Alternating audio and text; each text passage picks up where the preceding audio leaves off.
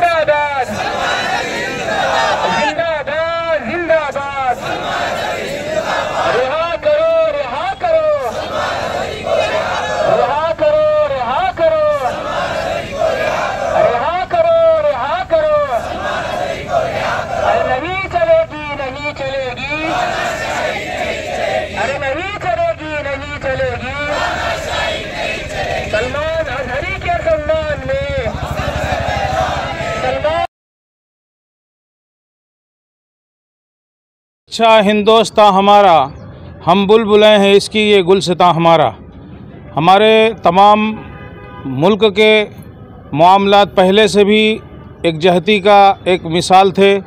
हर लोग एक साथ मोहब्बत से रहने का एक मिसाल पेश करते रहे और हर मज़हब वाले को अपने मज़हब के मुताबिक यहाँ बोलने का, तबलीग करने का इख्तियार है।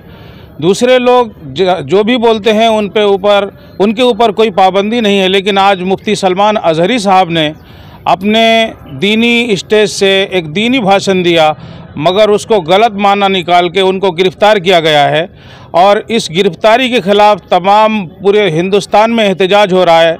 हम शहर उस्मानाबाद के रहने वाले भी इस गिरफ़्तारी की मुखालिफत करते हैं और हुकूमत से गुजारिश करते हैं कि हमारे मुफ्ती सलमान अजहरी साहब को जल्द से जल्द रिहा किया जाए और मुल्क के हालात को पुरअमन बनाने में मदद की जाए।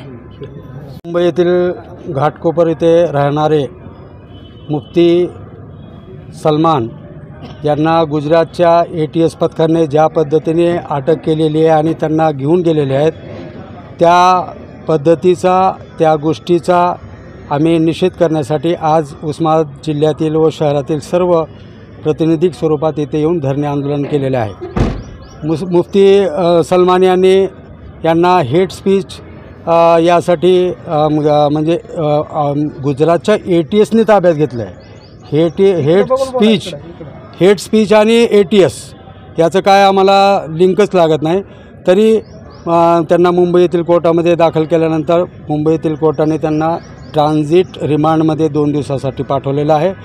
153B हा सेक्शन त्यांना लावलेला आहे आणि 153B मध्ये नोटीस देऊनसुद्धा त्यांना घरी पाठवण्यात आलं असतं, परंतु तसं गुजरात सरकारकडून झालेलं नाही। हा एक अल्पसंख्याक समाजावर दबाव आणण्याचा प्रयत्न आहे आणि कुणाला तरी खुश करण्याचा हा प्रयत्न आहे। कारण अशा सेक्शनमध्ये ATS वगैरे येणं आणि हे येणे ही गांभीर्याची बाब आहे। त्याचा निषेध करण्यासाठी आज इथं आम्ही जमलेलो आहे। पूर्ण भारतातून याचा निषेध होत आहे आणि आम्हीसुद्धा त्यांच्या जी अटक झालेली ती त्यांची सुटका व्हावी, त्यांना बेल व्हावी यासाठी आज आंदोलन केलेलं आहे आणि त्या यापुढे त्यांचा असं किंवा सुटका झाला नाही किंवा बेल झाला नाही तर आम्ही ह्यापुढे तीव्र आंदोलन करणार आहोत। कुणाला खुश करण्याचा प्रयत्न चालला असा? खुश करणं म्हणजे आता गुजरात म्हणजे आता एकच इथं जातीवादी जे संघटना आहेत, जातीवादी पक्ष आहेत, हे प्रयत्न करत आहेत की मुस्लिम समाजाला दाबायचा प्रश्न करणार आणि मुस्लिम समाजाला दाबल्यानंतर जे त्या खुश होतात ते लोक सर्वांना माहीत आहेत। आपल्याला सुद्धा सगळ्यांना माहीत आहे की कोण खुश होत आहे आणि त्यांना खुश करण्यासाठी हा प्रयत्न आहे।